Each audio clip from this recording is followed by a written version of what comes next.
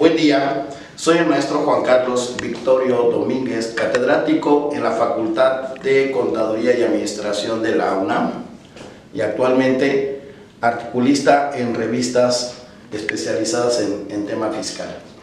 Vamos a dar inicio a este interesante curso, Declaración Anual de Personas Físicas 2019.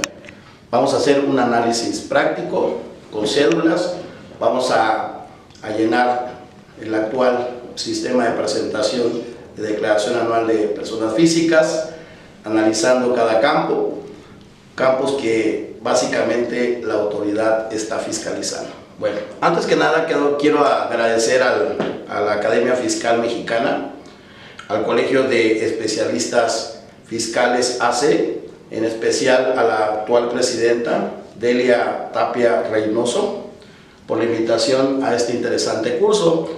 En verdad que vamos a platicar de todos los capítulos del título cuarto, básicamente enfocarnos a las personas físicas, qué tienen que hacer, qué tienen que declarar, qué sí se declara, qué no se declara, la obligación para presentar la declaración anual de personas físicas. Pues vamos a dar inicio a esta interesante plática, declaración anual de personas físicas 2019. Bueno, antes que nada quiero platicar el fundamento legal. ¿Dónde está el fundamento legal para presentar la declaración anual de personas físicas 2019? Básicamente vamos a dar el fundamento legal y lo tenemos en pantalla.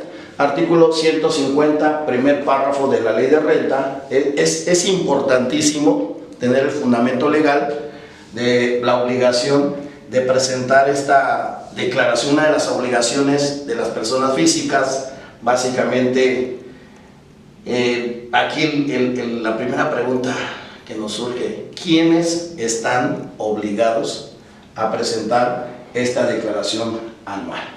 Y nos vamos a enfocar exclusivamente, como les comenté al inicio, a las personas físicas. El artículo 150, primer párrafo de la Ley de Renta, establece lo siguiente. Y bueno, vamos a enfocarnos a este fundamento legal, exclusivamente al artículo 150 de Ley de Renta, y nos vamos a ir, para aquellos que les gusta tener el fundamento legal de lo que se platique. Vean lo que nos dice aquí: las personas físicas que obtengan ingresos en un año de calendario. Aquí está el fundamento, una de las obligaciones de las personas físicas. Las personas físicas que obtengan ingresos en un año de calendario, dice, salvo exentos y de aquellos por los que se haya pagado impuesto definitivo. Aquí es muy importante aclarar, dice, las personas físicas que obtengan ingresos en un año de calendario, salvo los exentos y de aquellos por los que se haya pagado impuesto definitivo. Dice, están obligadas a pagar su impuesto anual mediante declaración que se presentará en el mes de abril. Básicamente aquí encontramos el fundamento legal para todas las personas físicas que generan ingresos en un año de calendario, salvo exentos y por los que se haya pagado el impuesto definitivo, de pagar su impuesto anual en el mes de abril. Fundamento legal 150, primer párrafo de la Ley de Renta, establece que se tiene que pagar en el mes de abril. En caso de que resulte a pagar, en el caso de exentos, en el caso de los que se haya pagado impuesto definitivo, no hay pago de impuesto. No hay pago de impuesto porque la propia ley te libera de pagar ISR y la propia ley dice que por los que se haya pagado el impuesto definitivo. Entonces aquí nos enfocamos exclusivamente a todas las físicas que tienen que pagar el impuesto anual por un ingreso que se haya generado durante el ejercicio. Aquí, ¿cuál es el asunto? A ver, vamos a ir a aterrizar el tema. son todas las personas físicas que hayan generado un ingreso en un año de calendario, Por ejemplo, vamos a enfocarnos al trabajador. El trabajador genera un ingreso en un año de calendario, le pagaron salarios, le pagaron un bono de productividad, le pagaron horas extras, le pagaron previsión social. Básicamente son ingresos que se generan en un año de calendario. Aquí la pregunta es, ¿estaría obligado a pagar el impuesto? Bueno, aquí lo que tenemos que hacer es, todo ese ingreso que se está generando, básicamente el ingreso que se generó es provisional a cuenta del impuesto anual. Es una retención que el patrón efectúa. Al momento de pagar el salario, hace una retención en materia fiscal. Esa retención es provisional. Al ser provisional, se tiene la obligación de presentar una declaración anual. Entonces aquí, en caso de que él presente o esté obligado a presentar su declaración, se tiene que presentar su declaración en el mes de abril. ¿Por qué en el mes de abril? Ahorita, en este momento, marzo, no podría. No podría, ¿por qué? Porque legalmente la ley menciona en el 150, primer párrafo, que se presentará en el mes de abril. Así que, aunque él quiera presentar su declaración, básicamente, ahorita en el mes de marzo, no podría. Él tiene que esperarse hasta el mes de abril para presentar su declaración anual. Entonces aquí, importante, dice aquí hasta el mes de abril, persona física que obtengan ingresos en un año de calendario, salvo exentos y por los que se haya pagado impuesto definitivo, están obligadas a pagar su impuesto anual mediante declaración que presentará en el mes de abril dice el año siguiente ante las oficinas autorizadas. Básicamente aquí el contribuyente estaría presentando la declaración en caso de que haya generado ingreso. Este ingreso es provisional. Este ingreso, en caso de que el pago haya sido provisional, pues tiene que presentar la declaración anual en el mes de abril. Ahora, ¿cuál es el asunto aquí? Y nos vamos a enfocar a ciertos contribuyentes, personas físicas. El artículo 90, segundo párrafo de la ley del ISR, establece que las personas físicas residentes en México, esto es muy importante que se aplique, amigos. La mayoría de los contribuyentes, personas físicas, no lo están haciendo. Aquí el asunto, ¿cuál es? En materia fiscal, el artículo 90, segundo párrafo de la ley de renta, establece que las personas físicas residentes en México, dice, no aplica a residentes en el extranjero, eso lo tengo que aclarar, están obligadas a informar en la declaración del ejercicio sobre los préstamos, que puede ser bancario, puede ser que utilice su tarjeta de crédito, y a eso se refiere que es un préstamo. Los donativos pueden ser en efectivo o en especie, o los premios, dice, los premios obtenidos en el mismo ejercicio, siempre que estos en lo individual o en su conjunto excedan de 600,000 pesos. Aquí, ¿cuál es el asunto? En la ley de renta, el artículo menciona, el citado artículo 90, segundo párrafo, establece que si tú eres una física y obtienes un préstamo bancario y excede de 600,000 pesos, básicamente estás obligada a presentar una declaración del ejercicio. Ojo, al inicio yo comencé señalando que los que deban pagar el impuesto lo tienen que hacer en el mes de abril. Esta persona física no tiene por qué pagar. ¿Por qué? Porque es un préstamo el que está recibiendo.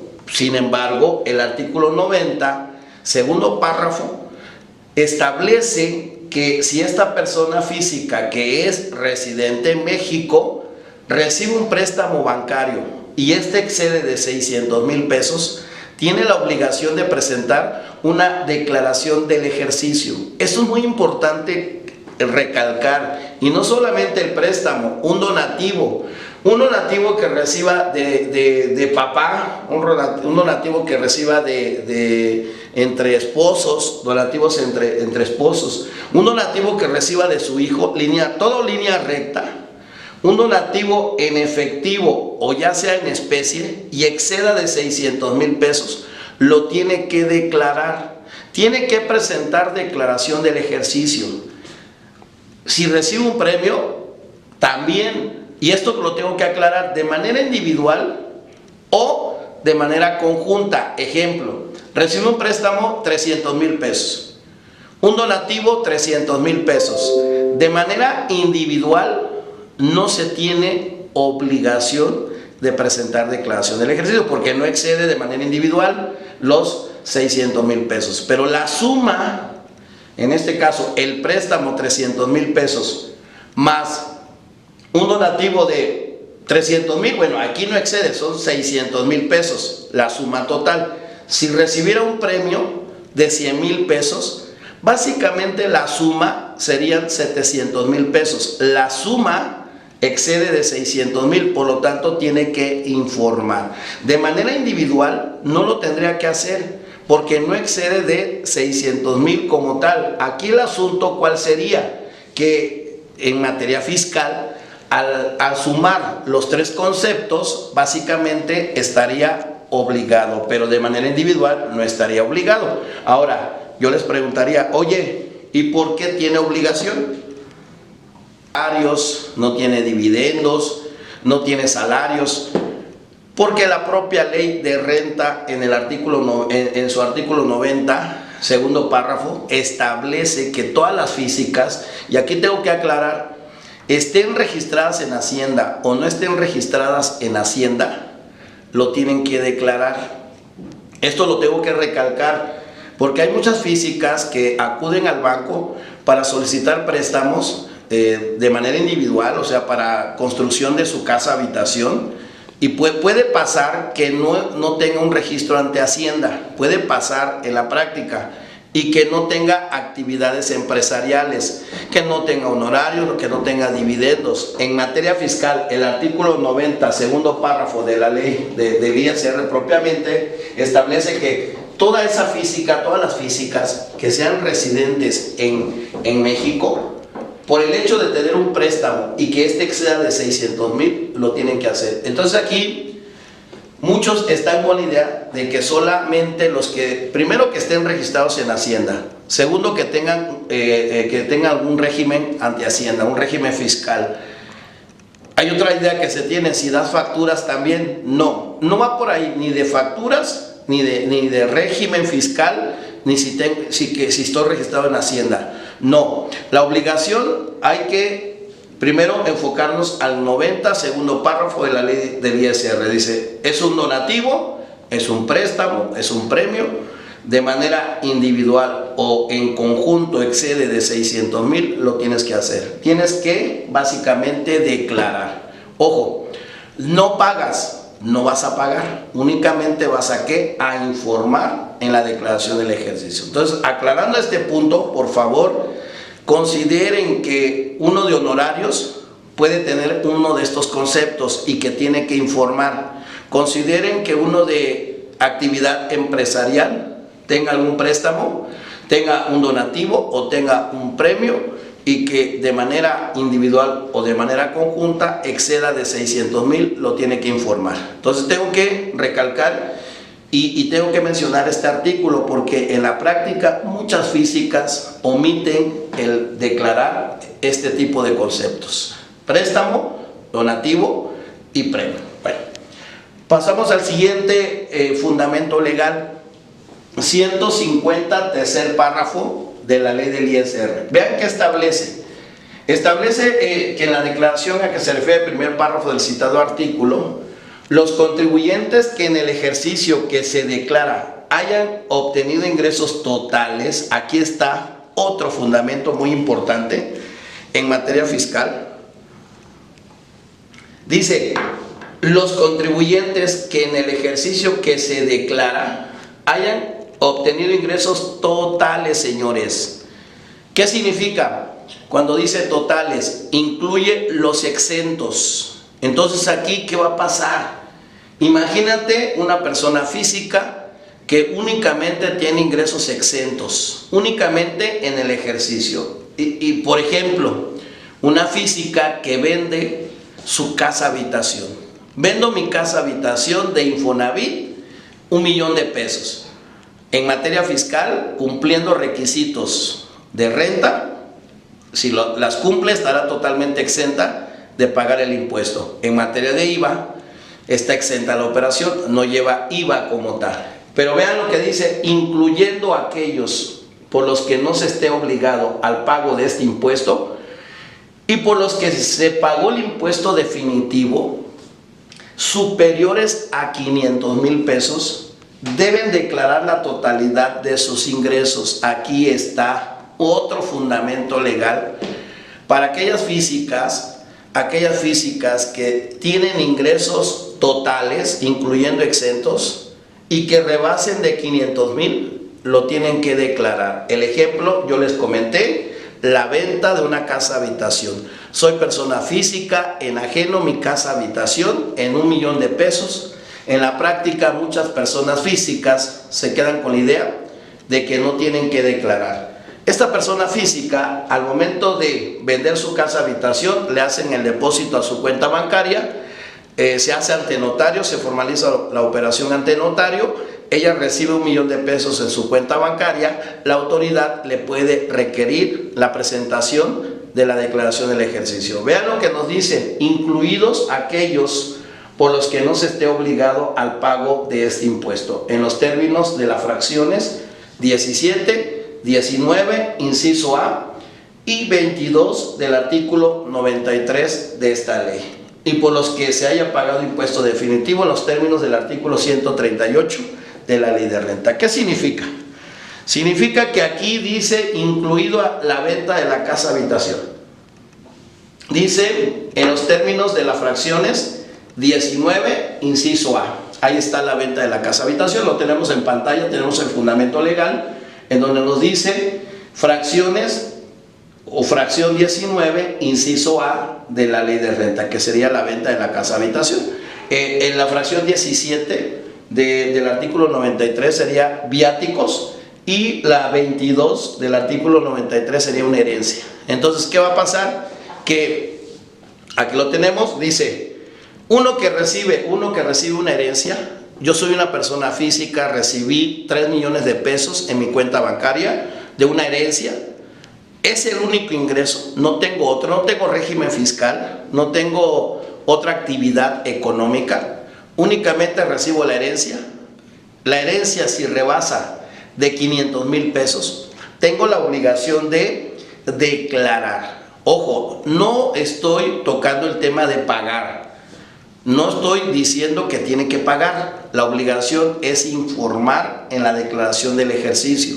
¿En cuándo? En el mes de abril. Entonces, si yo tengo un viático exento, si yo tengo la venta de casa habitación que, cumpliendo los requisitos, está exenta, si tengo una herencia de una persona, un familiar o una persona distinta que no sea familia, porque la herencia no importa quién te lo otorgue, la herencia o legado estará totalmente exenta de pagar ISR. Sin embargo, si rebasa de 500,000 pesos, lo tengo que hacer. Y aquí es muy importante porque dice la totalidad de los ingresos. ¿Qué pasaría si tengo la venta de la casa habitación 500,000 pesos y tengo una herencia de 500,000 pesos? En este caso no es superior a 500,000 pesos, pero de manera conjunta es 1,000,000, por lo tanto tengo que declarar la totalidad de los ingresos. Entonces, muy importante, no dije que tengo que pagar, nunca mencioné que tengo que pagar. Dije que tengo que declarar la totalidad de los ingresos. Aquí, ¿cuál es el asunto? Que en la práctica hay muchos contribuyentes que no lo hacen.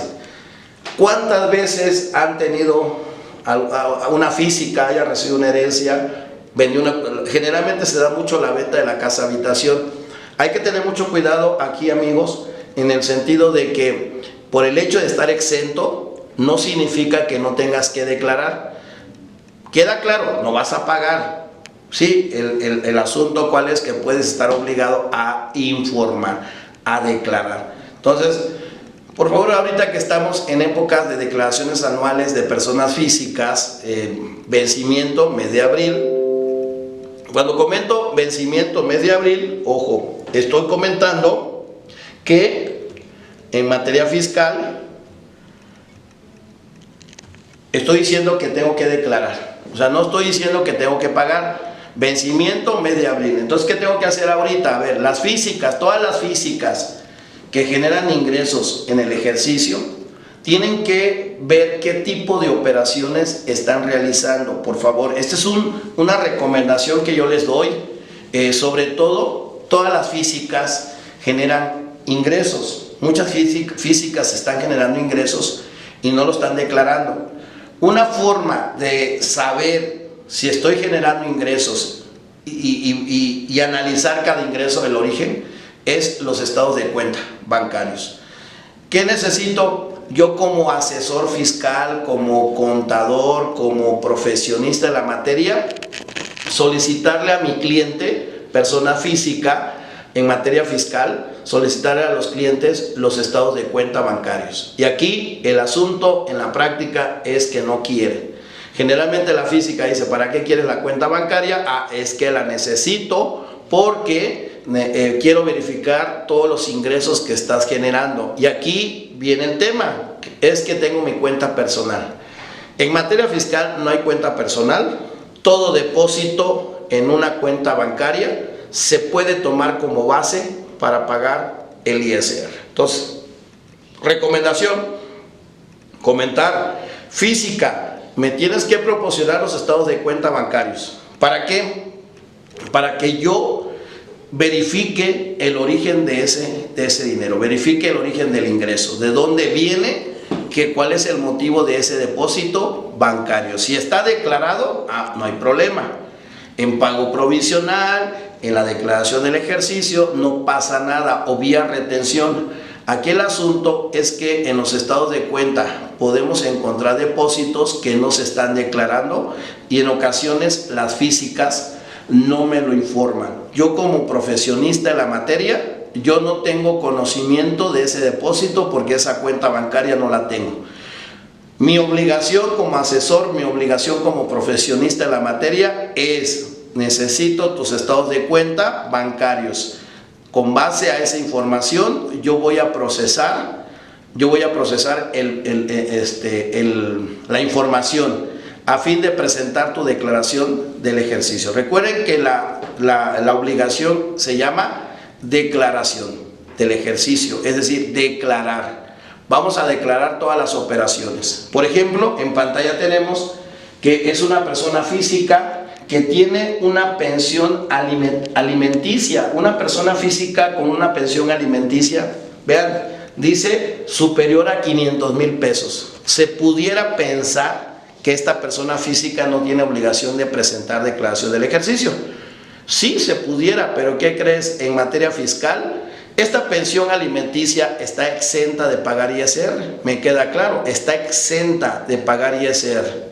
No paga ISR porque así lo marca la ley de renta. Sin embargo, como rebasa de 500,000 pesos, esta persona física tiene que declarar, tiene que informar porque es superior a 500,000 pesos. Tú dime, ¿quién es o qué física en la práctica lo hace en caso de darse el supuesto del ejercicio? Y aquí el tema, ¿cuál sería? Que cuando llega la autoridad fiscal a revisarte y te pregunta, oye, este depósito ¿de dónde viene? Vas a tener discrepancia o necesito que me demuestres el origen. Si este dinero ya pagó ISR, aquí están los problemas que se puede presentar al momento de que la autoridad detecte que hay depósitos bancarios, detecte que hay operaciones con notarios o con un tercero. La autoridad va a revisar a terceros a fin de tener el conocimiento, a fin de saber si eres omiso en declarar los ingresos. Claro, o sea, aquí tenemos que tener mucho cuidado con el tema de la declaración anual de personas físicas. Les comenté, se llama declaración. Declarar todos los ingresos.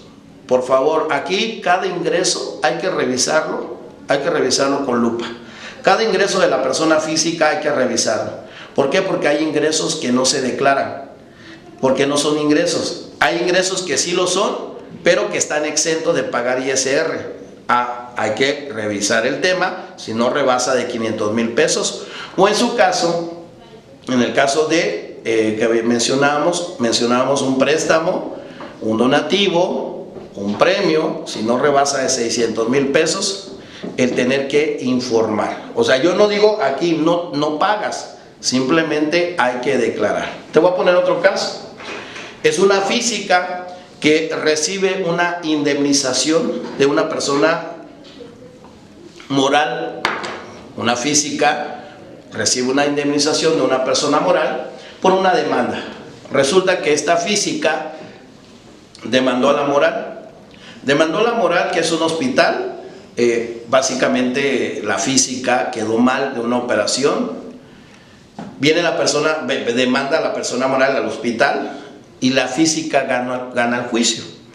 La primera pregunta sería, ¿qué tratamiento fiscal le voy a dar? ¿Qué tratamiento fiscal le voy a dar a ese ingreso que estoy percibiendo? A ese ingreso que estoy percibiendo yo como física por una demanda a una persona moral, un hospital. ¿Qué tengo que hacer en materia fiscal? Porque yo, vamos a poner el ejemplo, que no tengo ningún ingreso, no tengo ningún régimen fiscal, no tengo actividades empresariales, no tengo nada. Entonces yo recibo esa lana en mi cuenta bancaria. Yo soy persona física, entonces la pregunta es, ¿se tiene que declarar? ¿Es exento? Sí, en materia fiscal es exento, es exento ese ingreso. Al ser exento y al rebasar de 500,000 pesos, lo tengo que declarar. Imagínense, no paga renta, claro, está exenta la operación, sin embargo, tengo que declarar. ¿Vale? Bueno, una de las preguntas que se hacen las personas físicas es cuál es el efecto fiscal que puede tener la unidad de medida y actualización. En materia fiscal, básicamente en la ley de renta hace mención al salario mínimo general. Sin embargo, en lugar de utilizar este valor, se va a utilizar el valor de la unidad de medida y actualización. ¿Por qué? Porque el 27 de enero de 2016 se publicó en el Diario Oficial un decreto por el que se declara reformada y adicionada diversas disposiciones de la Constitución Política de los Estados Unidos mexicanos en materia de desindexación del salario mínimo, es decir que en lugar de utilizar el salario mínimo en la ley de renta, vamos a utilizar básicamente la UMA como tal. Ahora bien, ¿cuál es el asunto aquí? El pasado 10 de enero de 2019, el INEGI publicó en el Diario Oficial el valor de la UMA diario 8449, vigente a partir del 1 de febrero de 2019. Entonces, ¿qué vamos a hacer? Que donde veamos que se utilice el salario mínimo, vamos a sustituir este valor por el valor de la UMA en 8449. ¿Y a qué me refiero? En relación, por ejemplo, a los ingresos exentos. Cuando se hable de ingresos exentos y se utilice el salario mínimo o mencione el salario mínimo general, vamos a utilizar el valor de la UMA como tal. Entonces, el valor sería 8449. Ahora bien, vamos a dar inicio. Tenemos aquí un caso práctico de una persona física que recibió ingresos o tiene ingresos en 2019 de diversos conceptos. Vamos a estar analizando cada capítulo del título cuarto de la ley de renta, qué tratamiento le vamos a dar, los fundamentos legales, a fin de dar cumplimiento con la declaración anual de 2019. Entonces aquí tenemos a este señor, Juan Alberto, que recibió diferentes ingresos durante el ejercicio. Entonces aquí, muy importante, antes de iniciar con el llenado de la declaración anual de personas físicas, es importante que se le pregunte a la persona física qué otro tipo de operaciones realizó durante el ejercicio de 2019. Puede tener salario, puede tener honorario, puede tener dividendos. Sin embargo, hay ingresos que seguramente yo no conozco, no sé si realizó alguna operación. Por eso es importante que él me lo comunique, porque al final la autoridad, tarde que temprano, se va a enterar del efecto o de los ingresos que haya generado por otro lado. Entonces es importante que a mí me comunique además qué operaciones realizó durante 2019. Entonces aquí tenemos un préstamo que recibió el señor Juan Alberto, un préstamo de 500,000 pesos. Este préstamo puede ser bancario, este préstamo puede ser de no bancario, este préstamo puede ser al final utilizando la tarjeta de crédito, porque otra de las preguntas, yo se los comenté al inicio, la tarjeta de crédito es una línea de crédito que te da el banco, por lo tanto, en mi opinión, entra como un préstamo, como tal. Entonces hay que tener mucho cuidado si la física no utilizó tarjetas de crédito. De ser afirmativo, debo de dar cumplimiento con la obligación, ojo, de informar en la declaración del ejercicio. Entonces aquí recibí un préstamo de 500,000 pesos, bancario o no bancario, un premio de 130,000 pesos también. Este premio puede ser en efectivo, puede ser en bienes. Sin embargo, se tiene la obligación de informar en caso de rebasar de 600,000 pesos en el ejercicio. Tiene un donativo recibido del padre, de 600,000 pesos. Y tiene un donativo recibido del hermano de 794,200. O sea, estos son datos que yo obtuve al momento antes de presentar la declaración del ejercicio. Son datos que él me proporciona y que me dice, oye, realicé aparte este tipo de operación. Entonces, ¿qué hago yo? De acuerdo al 90, segundo párrafo de la ley del ISR, por favor, aquí tengan su fundamento, su agenda fiscal para efectos, de hecho lo voy a mostrar. 90, segundo párrafo de la ley del ISR. Es importante tener los fundamentos legales. Lo voy a mostrar en pantalla para que lo tengamos. Y lo tenemos aquí, 90, segundo párrafo. Dice: las personas físicas residentes en México están obligadas a informar en la declaración del ejercicio, ya lo habíamos comentado, pero en el caso práctico que tenemos, él tiene un préstamo, él tiene un donativo y tiene un premio, que de manera conjunta no excede de 600,000 pesos, de manera individual, perdón, pero de manera conjunta, sumando los tres conceptos, sí excede de 600,000. Por lo tanto, ¿qué tiene que hacer el contribuyente? Se tiene que informar en la declaración del ejercicio. Ojo, no se paga el impuesto, únicamente se informa, es informativo. Entonces, me regreso al caso práctico. Y en el caso práctico, pues tenemos el préstamo, el premio y el donativo recibido del papá. Entonces, aquí, en el caso del donativo recibido del papá, es totalmente exento, en línea recta. Entonces, vean, el préstamo me queda claro, se tiene que informar, el premio también, 130,000. Acá aclaro, muy importante, el premio se informa para que el ISR que se le retuvo sea definitivo. Entonces, existe esa obligación. Y en el caso del donativo recibido del papá, que es línea recta en materia fiscal, el artículo 93 de renta, para que tengamos el fundamento, nos dice, en pantalla lo tenemos: no se pagará el impuesto sobre la renta por la obtención de los siguientes ingresos. Y nos vamos a enfocar a la fracción. Aquí lo tenemos. En el caso de donativos, fracción 23, inciso, dice: recibe de donativo, en el caso donativo recibido del papá. Si es un donativo recibido del papá, entonces dice: los que perciban los descendientes de sus ascendientes en línea recta, cualquiera que sea su monto.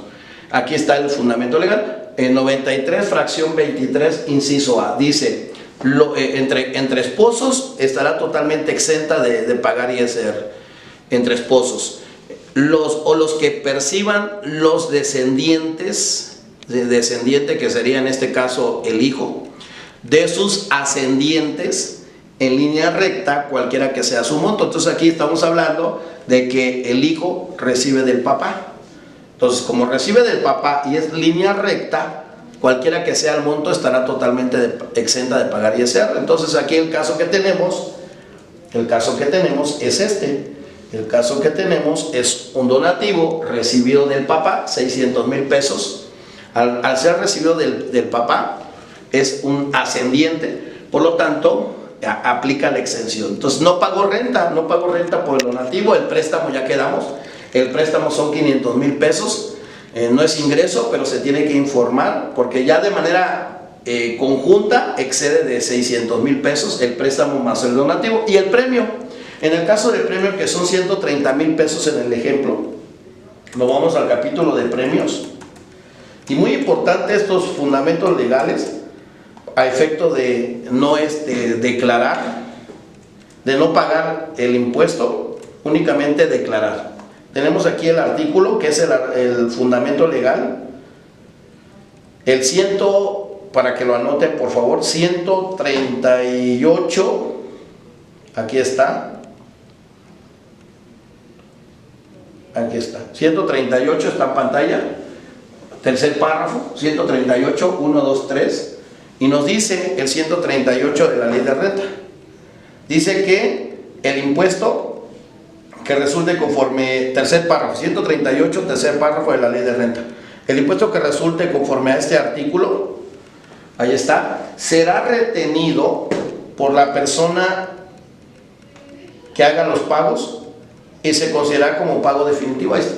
Será retenido, hay una retención, aclaro, y se considera como pago definitivo. Ahora, para que se considere pago definitivo, dice que cuando quien perciba el ingreso lo declare estando obligado, en términos del segundo párrafo del artículo 90 de esta ley. Es decir, si estoy obligado, en el caso práctico estoy obligado, porque rebasa de 600,000 de manera conjunta, por lo tanto, estoy obligado a informar esos 130,000 pesos. Si yo le informo, porque estoy obligado de manera conjunta, yo le informo, la retención se considera de manera definitiva. Entonces, la verdad que sí conviene que sea definitivo, porque la retención igual fue de un 1% del valor del premio. Entonces, sí conviene que sea definitivo. Entonces, yo declaro, informo en la declaración del ejercicio, porque el fundamento lo tengo en el 138, tercer párrafo, y vean qué nos dice el cuarto párrafo. Si no declaro, estando obligado, aquí está, en pantalla, no efectúo la declaración a que se refiere el segundo párrafo del artículo 90 de esta ley, no podré considerar la retención de manera definitiva. ¿Y esto qué significa? Que tengo que acumular a los demás ingresos, y a mí no me conviene. Por lo tanto, ¿qué voy a hacer? ¿Qué voy a hacer? Declarar, informar. Y esto, fundamento legal, 138, tercer párrafo y cuarto de la ley de renta. Entonces, tercero y cuarto párrafos de la ley del ISR, tengo la obligación de informar. Y el artículo 90 de la ley de renta, básicamente, 90 segundo párrafo, me dice que estoy obligado. No de manera individual, porque no rebasa de 600,000, pero de manera conjunta ya estoy obligado. El donativo, el premio y el préstamo exceden en su conjunto de 600,000 pesos. Entonces, ahí tenemos el caso práctico de este señor. Entonces, sí es importante que se le explique. Y el cuarto concepto, donativos recibidos de un hermano. De 794,200 recibe un donativo del hermano, lo quiere muchísimo. Entonces, él recibe de su hermano, él recibe un donativo de 794,200. Ahora la pregunta es, ¿qué tratamiento le voy a dar a ese donativo de su hermano?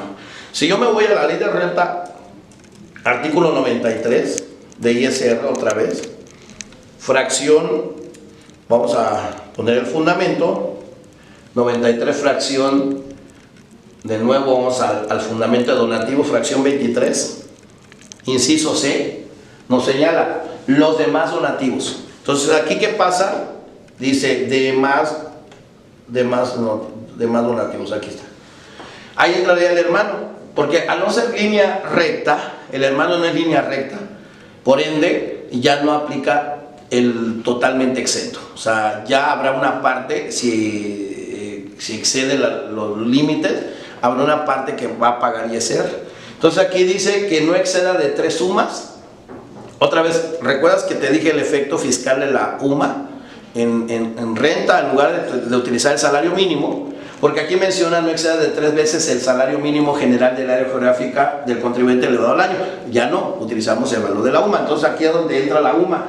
3 UMAs, 84.49 por 3 por 365 días del año. Entonces aquí en materia fiscal vamos a tener una parte exenta del donativo del hermano, una parte exenta, y la parte que exceda se tiene que gravar en materia fiscal. Y aquí la pregunta sería, entonces, ¿en qué capítulo lo vamos a grabar? En el capítulo de adquisición de bienes. Entonces, me queda claro, el hermano le dio donativos a la persona física, que en este caso sería Juan Alberto, recibe un donativo del hermano, no se tiene que informar, no aplica, aquí no aplica que se deba informar porque no está totalmente exenta de pagar ISR, aquí por el contrario se tiene que ir a un capítulo. El capítulo sería adquisición de bienes y más adelante te diré el tratamiento que le vamos a dar. Entonces, ya aclarado el punto, entramos al primer capítulo. Aquí ya tenemos el tratamiento del hermano y aquí está, miren, los 3 primeros conceptos se van a declarar como datos informativos, ya lo había comentado. Con el objeto de cumplir con la obligación del 90, segundo párrafo de la ley del impuesto sobre la renta, ahí lo tenemos. Y el cuarto concepto se va a declarar en el capítulo de adquisición de bienes, como más adelante vamos a comentar. Entonces aquí ya tenemos el primer capítulo, que es salario. ¿Qué tenemos que hacer en este capítulo, por favor? Y lo tengo que recalcar. En este primer capítulo de salarios, en caso de que la persona física tenga ingresos por salarios, que sea trabajador, esa sería la condicionante, que sea trabajador, o en su caso asimilado a salario, porque puede tener también asimilado, que lo hayan asimilado a salario por diferentes conceptos. Es importante que se revise correctamente el recibo de nómina, el CFDI de nómina. Yo aquí te pido de favor que como asesor fiscal, como contador, como profesionista en la materia, revises con lupa ese comprobante de nómina. En ese comprobante de nómina vamos a tener todos los recibos de nómina, todos los comprobantes de nóminas de enero a diciembre. Vamos a verificar primero que no esté duplicado el ingreso. Primero que nada te pido por favor que revises si no está duplicado el comprobante de nómina, porque de estar duplicado la autoridad te puede detectar diferencias. Entonces aquí esa sería la primera recomendación: verifica el comprobante de nómina que te proporcionó el patrón. Segundo, y muy importante, por favor, revisa cada concepto, cada campo del recibo de nómina. Yo en la práctica he visto que muchos colegas lo único que hacen es lo que ya está precargada la información, de ahí arrancan y dicen ya salario ya quedó, vamos con honorarios. A ver, no, tenemos que revisar ingresos grabados, ingresos exentos, tenemos que revisar estos dos conceptos. El otro concepto más importante, y no porque el ingreso exento no lo sea ni el ingreso grabado, es el subsidio que se le aplicó en el ejercicio. Por favor, si tienes subsidios, que ese subsidio que se manifestó en cada recibo de nómina esté correcto. El subsidio causado, el subsidio que se le entregó en efectivo. En la práctica confundimos ambos conceptos. El que correspondió, el que de acuerdo a la tabla, ese se llama subsidio para el empleo, causado le llaman, o le llaman subsidio para el empleo únicamente. Y el que se le entregó en efectivo es el que resulta de la comparación entre el ISR y el subsidio de la tabla. Si este último es mayor, Ah, bueno, se le entrega un efectivo, un subsidio para el empleo al trabajador. Entonces, ¿qué efecto fiscal puede tener este subsidio que se le entregó en efectivo? Muchísimo. ¿Por qué? Porque en caso de tener dos patrones, en caso de tener 3 patrones, se le puede convertir a cargo. Entonces, y se resta de las retenciones de los trabajadores. Puede pasar que el patrón 2 le dio subsidio, el patrón 3 le dio subsidio. Entonces, hay que revisar, por favor, este recibo de nómina. Entonces, ingresos grabados, ingresos exentos y la aplicación del subsidio en cada mes. La aplicación del subsidio, porque este subsidio, ojo, el subsidio que corresponde a la tabla se va a restar del ISR que se determine en la declaración del ejercicio. Esto es muy importante, el tema. O sea, imagínate que esté mal calculado o que no esté.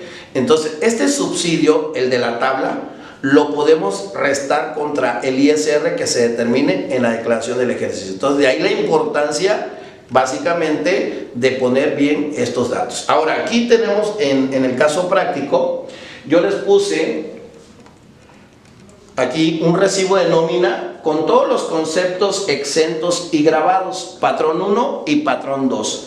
Es importante revisar cada concepto que se le está entregando al trabajador. Por ejemplo, aquí yo tengo que se le entregó un aguinaldo, y si te das cuenta, en el patrón 1 se le dio un aguinaldo de 1,250 y el patrón 2 le dio un aguinaldo de 2,000 pesos.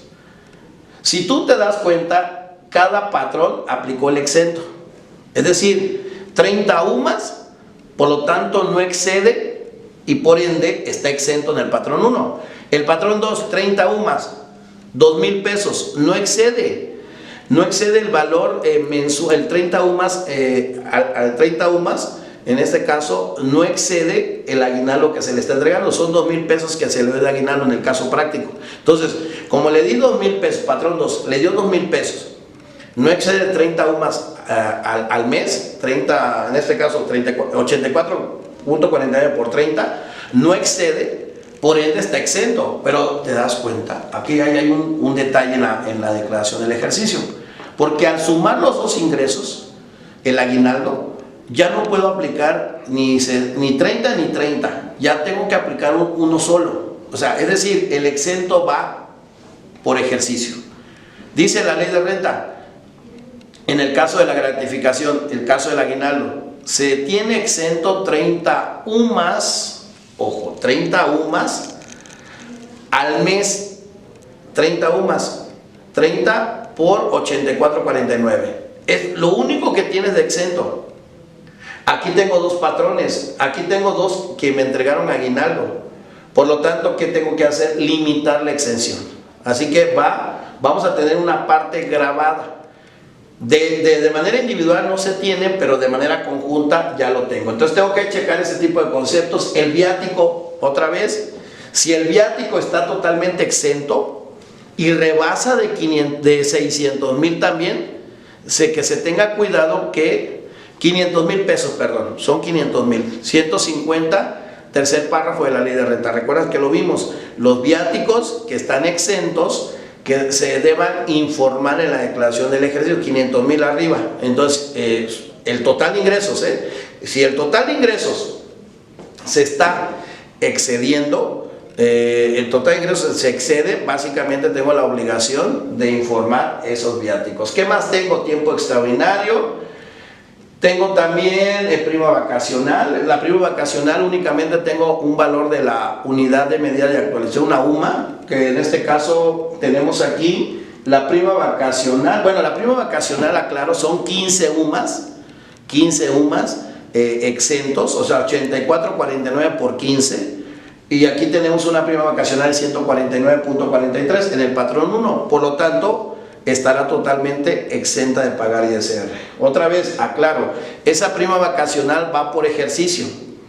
Si en ambos patrones se le dio vacaciones y por lo tanto se le dio una prima vacacional, aquí el detalle es que la prima vacacional, el exento, va por ejercicio. 84.49 por 15. Y eso es lo que aplicaría aquí. únicamente tengo del patrón 1. Prima dominical, otra vez 84.49, es una UMA exenta por cada domingo laborado. Por lo tanto, estoy dentro del supuesto para estar exenta de pagar ISR. Ahí sí es por cada domingo laborado, voy a tener un exento. Entonces, así tengo que estar revisando la PTU. La PTU únicamente se tienen exentos 15 UMAS, 84.49 por 15, es la parte exenta. Aquí veo mi recibo de nómina. Y ya el concentrado, yo aquí te sugiero que revises por cada recibo si los exentos y los grabados están bien calculados. Sí lo puedes saber por el tipo de concepto que se le está dando. Entonces aquí yo digo, bueno, sí está bien porque son exentos 1267.35 en el ejemplo, patrón 1 1267.35 y el grabado 661.10. Estamos cumpliendo el requisito para estar exento. Reembolso de gastos médicos es una previsión social, está totalmente exento. El fondo de ahorro está cumpliendo los requisitos, por lo tanto está totalmente exento de pagar ISR. Son conceptos que el patrón así lo timbró, pero sí es importante saber por qué. El vale de despensa 4.500 está actualmente exento y básicamente tenemos ahí ya la suma total de ingresos y tanto grabado como exento del patrón 1 y del patrón 2. Es lo que tengo que hacer. En salarios es lo que tengo que revisar, que los comprobantes estén bien determinados, bien calculados, bien llenados, que no estén duplicados, que los datos que me pide el comprobante sean correctos. Y para esto el patrón debió haber corregido su recibo de nómina. En caso de tener errores, el SAT les dio el 29 de febrero de este año 2020 para corregir la nómina. Y aparte, el patrón lo tiene que hacer. En el caso de Morales, ahorita el tema de las anuales de Morales, ya aparece la información precargada del recibo de nómina y por ahí puedes detectar si hay diferencias. Sí es importante revisar ese tema para los que son patrones en el caso de persona moral. Entonces sí es importante revisar este comprobante. Igualmente, en el caso, aquí tenemos un concentrado ya de lo grabado, patrón 1 y patrón 2, el total de ingreso grabado en el ejercicio. Igualmente tenemos un pago por separación de 60,000 pesos. Esta parte es importante señalar que también está en un comprobante de nómina. Se supone que al momento de que te separaron del empleo, tú debes de tener un comprobante de nómina. Este comprobante de nómina tiene que estar bien llenado. Es un problema en la práctica. Hay muchos patrones que calculan el ISR sobre una tabla. No es tabla. El pago por separación es con base a una tasa efectiva. ¿Qué determino? El ISR del último sueldo mensual ordinario entre dicha base, entre dicho sueldo mensual, el mensual ordinario. Entonces es importante, de esa manera se determina la tasa efectiva y que a esa tasa efectiva se lo multiplico al ingreso grabado por separación. Tenemos en pantalla que se le pagó 60,000 pesos. No me preguntes cuáles fueron los conceptos, pero así está en el comprobante de nómina. Así se llegó a la negociación, le dieron 60,000 pesos, pero por separación, y hay una parte exenta. El pago por separación, lo que le llamamos la liquidación, es una parte exenta, es decir, 90 UMAS por cada año de servicios, es decir, 90 por 84.49 por el número de años de servicio. En el ejemplo, tenemos que a esta persona laboró 4 años, 8 meses. Entonces, 4 años, 8 meses se refiere a 5 como tal. ¿Por qué? Porque toda fracción de más de 6 meses se considera un año. Por lo tanto, son 5. Entonces, 90 por 84.49 en este caso, por 5. Y lo tenemos aquí en pantalla. Ahí lo tenemos. 84.49 por 90 veces, ¿sí? Por 90 veces por 5 años de servicio. Tenemos 38,020.50. Eso es importante hacer el cálculo. O sea, saber cómo se determina, porque esto lo tienes en un recibo de nómina, pero si está mal determinado, es importante que se corrija. Y esto en la práctica, la verdad, es tedioso, es complejo, es muy difícil que el patrón lo haga. En ocasiones, cuando tú le detectas errores, no lo quieren hacer. Entonces, sí es importante verificarlo y decirle al patrón, oye, ¿sabes qué? Corrígeme el recibo de nómina, está mal, porque de estar mal, posiblemente a mí la autoridad me detecte diferencias. O me diga, ¿sabes qué? Si tengo a favor, me niegue la devolución. Entonces, sí es importante aquí, en la parte de los exentos, tenemos 38,020, por lo tanto, vean lo siguiente.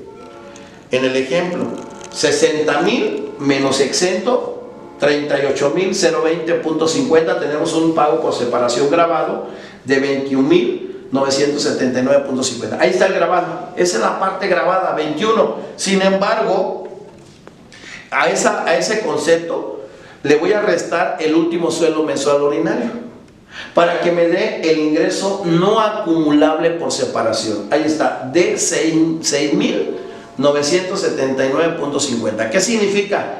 Que a esa parte le voy a aplicar una tasa efectiva que se va a determinar con base en una tasa anualizada, determinando todos los ingresos del ejercicio del contribuyente, de la base, y lo que determine el ISR entre dicha base.